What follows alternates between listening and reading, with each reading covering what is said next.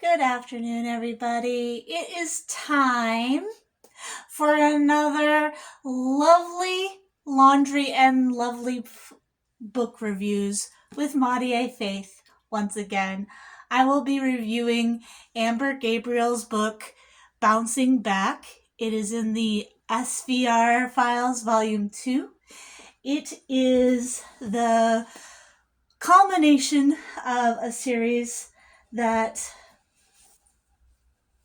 Amber Gabriel started in the Dose of Files, which is an anthology with H.L. Burke, who is the original author or the original supervillain author, and she opened her universe up to a whole bunch of other authors. And Amber Gabriel took one of H.L. Burke's villains, Ellen Bentley, and started a story series in that. And that starts in Dosa Files book file 1. And I've reviewed that one as well, so go check out my review for that as well. I will try to make a link for that, but go ahead and check that out. And I really loved Bouncing Back, and how Amber Gabriel, she just does the most amazing redemption arcs and did not fail in that one. Ellen Bentley is a villain who, through circumstances, is considering turning away from his villainous ways. And I've been told I need to do spoiler alerts, so somewhere there is spoiler alerts. Spoiler alert.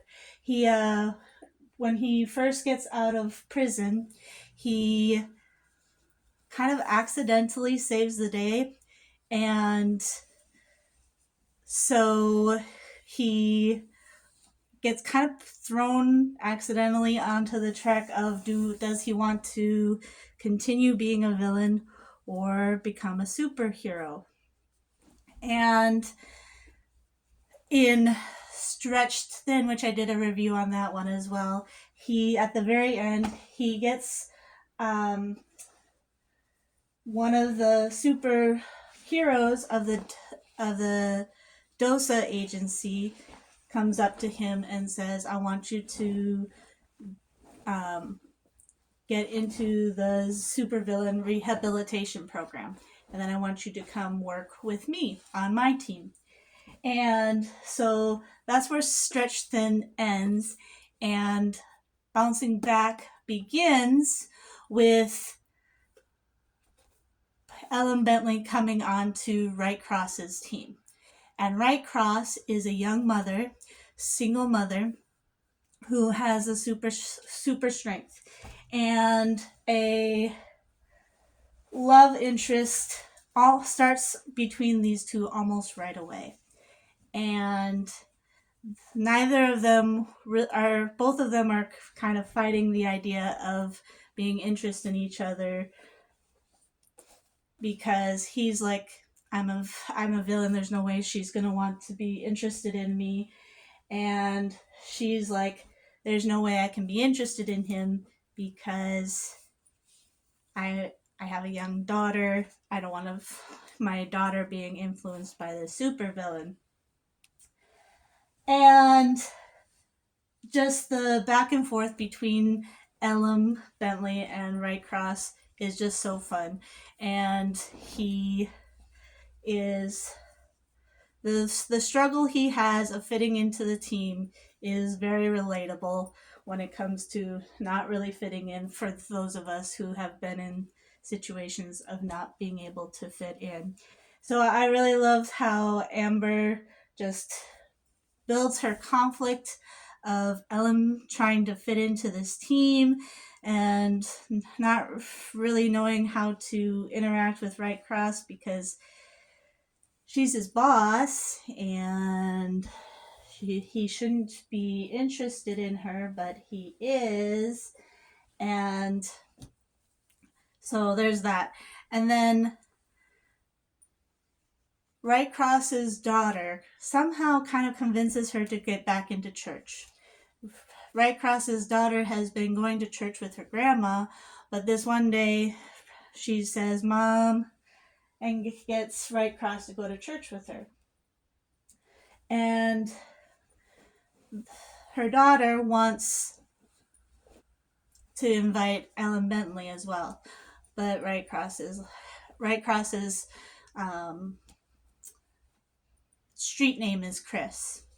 Chris is like, no, we can't pressure him into going to church. Well, then one day, and this is one of my favorite parts, so let me show you this part.